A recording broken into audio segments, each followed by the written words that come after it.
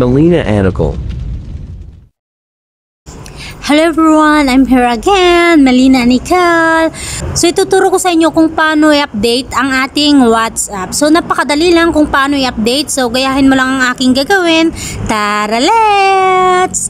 So kailangan natin i-update ang ating WhatsApp para hindi siya magkakaproblema. So paano? So napakadali lang. So punta ka lang dito sa Play Store. Kung nakita mo itong Play Store na ginagalaw ko, so punta ka lang dito. So i-press natin. Ganitong makikita mo, so punta ka lang dito sa taas, sa search. So search natin. And then search mo lang yung WhatsApp. So bali nandito na sa baba yung WhatsApp. So press lang natin. Kung makikita mo, andito na tayo ngayon sa WhatsApp Messenger. Kailangan natin i-update to para magiging maayos ang ating WhatsApp.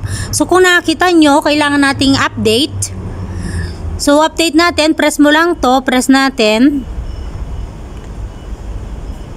Kung makikita mo, may nakalagay dito na cancel.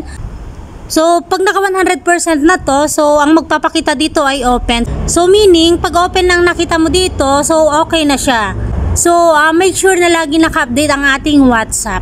So, antayin natin itong mag 100%. Kung nakakita nyo, malapit na siyang mag 100%. So, antayin lang natin. So, nasa 79 na siya. So 82, 85, 90, ang bilis. 93, 96, 100. Mag-installing na. Kung nakita nyo installing na siya, santayin nating magpapakita sa cancel ay open. So installing. Yan. So ito na yung inaantay natin. Open. So open natin tong WhatsApp. Open natin.